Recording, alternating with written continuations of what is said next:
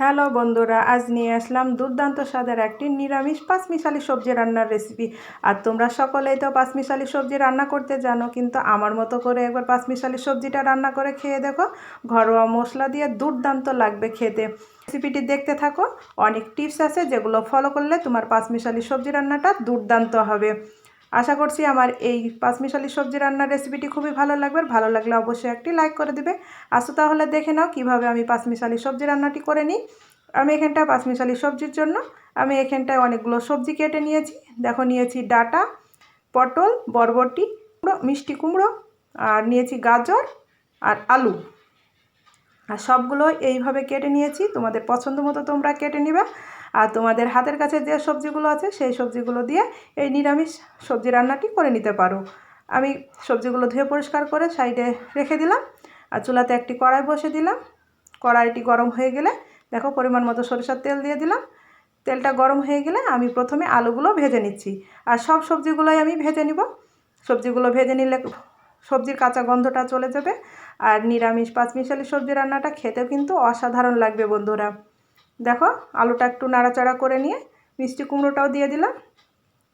এইভাবে কিছুক্ষণ মিষ্টি কুমড়োগুলো ভেজে নিলাম। আশা করছি তোমরা দেখেই বুঝতে পারছো। আর পুরো রেসিপিটা কিন্তু দেখতে থাকো। আমি যে টিপসগুলো দিয়েছি এই টিপসগুলো ফলো করলে তোমাদের নিরামিষ তরকারিটি খেতে দুর্দান্ত লাগবে। আর পটলটার দিকে ভাজা হতে থাক। আর এখানটা আমি একটি মশলা তৈরি করে নেব। দেখো, চুলাতে একটি কড়াই বসিয়ে দিয়েছি। 2টি এলাচ, 2 টুকরো দারুচিনি আর লবঙ্গ দিয়েছি, হাফ চা চামচ জিরা আর হাফ চা চামচ গোটা ধনিয়া দিয়ে একটু ভেজে নিচ্ছি। দেখো, এইভাবে চটপট করে উঠলে নামিয়ে নিব। ঠান্ডা করে নিয়ে গুঁড়ো করে নেব। আর দেখো, পটলটাও ভাজা হয়ে গিয়েছে। এই পর্যায়ে বরবটি আর গাজরগুলো দিয়ে দেব। দিয়ে কিছুক্ষণ ভেজে নেব।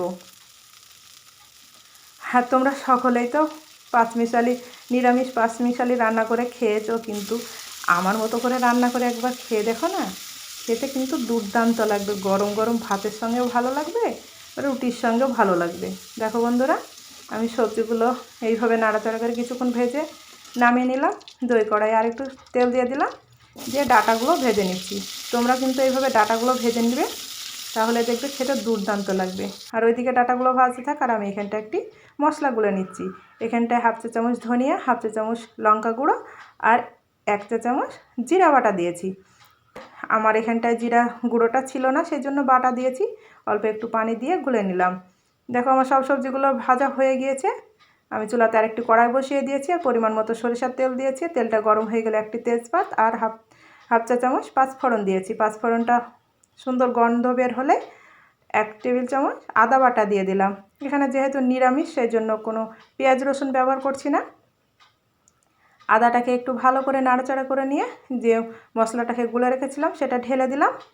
আর আমি ওখানটাতে হলুদটা দিতে ভুলে গিয়েছিলাম। এই পর্যায়ে হলুদটাও দিয়ে দিলাম আর লবণটাও দিয়ে দিলাম। দিয়ে মশলাটাকে ভালো করে কষিয়ে নিব। আর ভালো করে কষিয়ে নিবে যতক্ষণ না তেলটা ছাড়বে বন্ধুরা। দেখো বন্ধুরা, আমার কষানো হয়ে গিয়েছে আর তেলটাও ছেড়ে দিয়েছে। এই পর্যায়ে ভেজে রাখা সব সবজিগুলো দিয়ে দিলাম। দিয়ে এইভাবে ঘাটামেটা করে কিছুক্ষণ নেড়ে নিবা। দিয়ে দেখবা সবজিটা রান্না করে এত সুন্দর লাগবে খেতে, কি বলবো বন্ধুরা। আর আমি যে মশলাটা করেছি এই মশলাটা অবশ্যই তোমরা করে পাঁচমিশালি এই সবজিটাতে দিবে, দেখবে খেতে দুর্দান্ত লাগবে।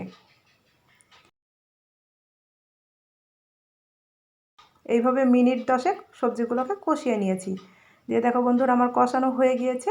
আমি ঝোলটা দিয়ে দিলাম। আর এই সবজিতে খুব বেশি ঝোলটা থাকবে না, গামাখা মাখা থাকবে, তাহলে খেতে কিন্তু দুর্দান্ত লাগবে।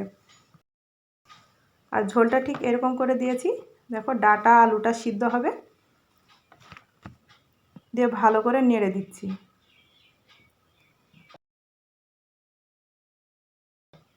আর চুলার আঁচটাকে এই পর্যায়ে হাই করে দিয়েছি। দিয়ে দেখো, আমি 2টি চেরা কাঁচা লঙ্কা দিয়ে দিলাম। দিয়ে ঢাকা দিয়ে দেবো 10 থেকে 15 মিনিট। আর চুলার আঁচটাকে এই পর্যায়ে আমি মিডিয়াম করে দিয়েছিলাম। 10 থেকে 15 মিনিট পর দেখো ভালো করে নেড়ে নিচ্ছি। আর ডাঁটাগুলো হাফ সিদ্ধ হয়ে গিয়েছে। এইভাবে ভালো করে নাড়াচাড়া করে নিয়ে আবারও 10 মিনিট ঢাকা দিয়ে দেব।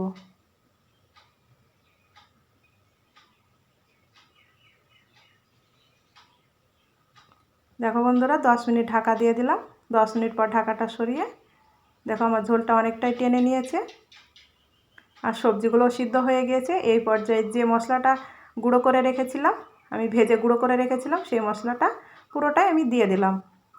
আর তোমরা এই মশলাটা দিয়ে দিবে, তাহলে দেখবে নিরামিষ এই সবজি রান্নাটা খেতে কিন্তু দুর্দান্ত লাগবে। এখানটায় তোমরা হাফ চা চামচ চিনি দিয়ে দিবে, তাহলে এই নিরামিষের স্বাদটা কিন্তু অসাধারণ লাগবে।